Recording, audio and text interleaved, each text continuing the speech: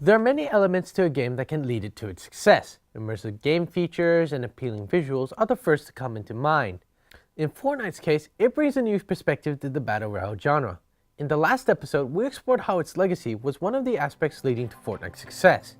What I also did in that episode was openly hint at the next topic, involving the implementations and changes made within this incarnation of the experience.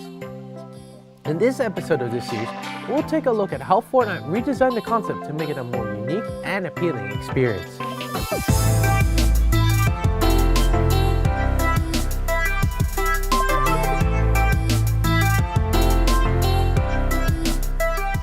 To make this analysis easier to understand, we can break down Fortnite's design with a special analysis process used in games design. The MDA framework is used to understand games by breaking them down into three components. Mechanics analyzes the rules or necessary pieces needed to play the game. Take for example chess pieces and the different moves each of them can do. Dynamics refers to the behavior found in gameplay when bringing the mechanics to life, like giving someone pen and paper and watch what they make with it. Lastly are the aesthetics. The emotional responses emerge when the dynamics are active during gameplay. In English, how do players find fun from the experiences a game offers? By breaking it down into these components, it makes it easier to understand how Fortnite's design provides many ways for the players to have a fun experience. With all of this in mind, let's get right down to it. When taking a look at Fortnite's mechanics, we were looking for core features or anything necessary that make up what it is. Fortnite's main gimmick, building, is a case in point. Derived from Fortnite Save the World, players can gather materials from the battlefield to build structures on a whim to aid them onto victory.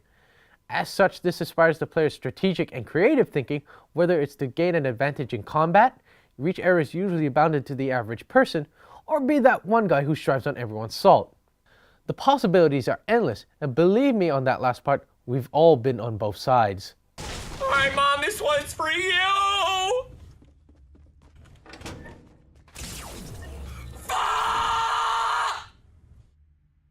Before questioning my mentality, let's take a look at another of Fortnite's mechanics.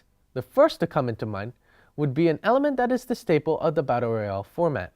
Back in the previous episode, I talked about the ideal format elements of Battle Royale, envisioned by Brendan Green. And one of them was a randomized element to the experience, which was then implemented into that one thing he worked on. PUBG.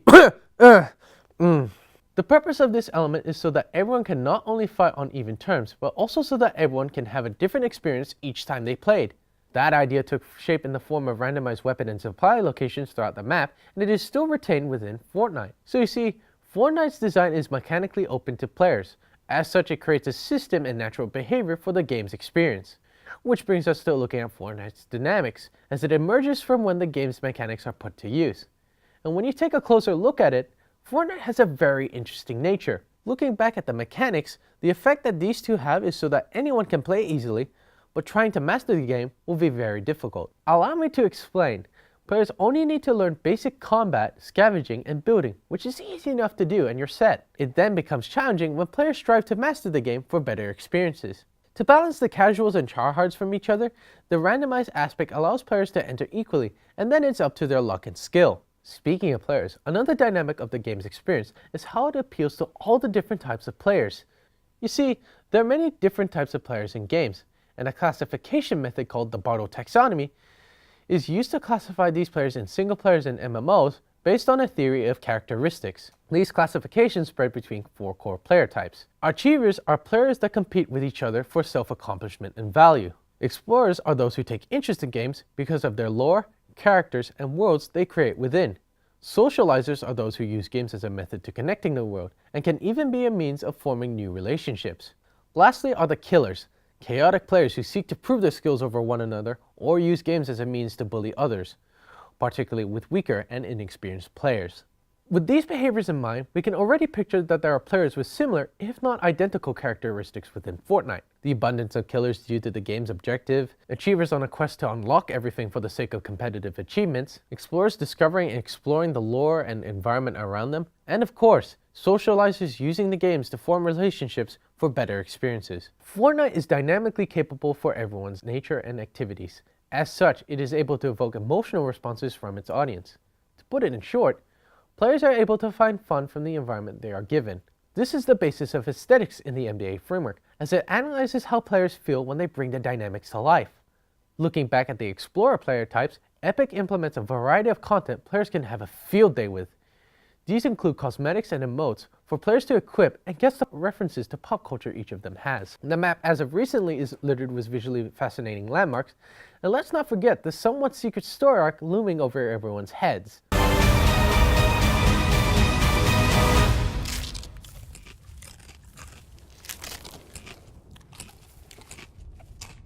There's curiosity and fascination to be had with the enjoyment of what Fortnite has to offer. On that note, let's take a look at another aesthetic aspect of Fortnite's design, its ability to embrace storytelling. Now when I say that, I don't mean the slow narrative from earlier. I'm referring to the players having the opportunity to create their own stories. The randomized element from the mechanics plays a part to this, as it allows players to have an experience unique to them, and then opening a wider sense of enjoyment by also sharing their stories with each other. Deriving from the systems made, Fortnite's design is capable of evoking emotion from its audience, more often than not as a response to them enjoying the experiences they make. And overall, from what was discussed today, Fortnite rose to popularity also because its design is open to everyone to enjoy.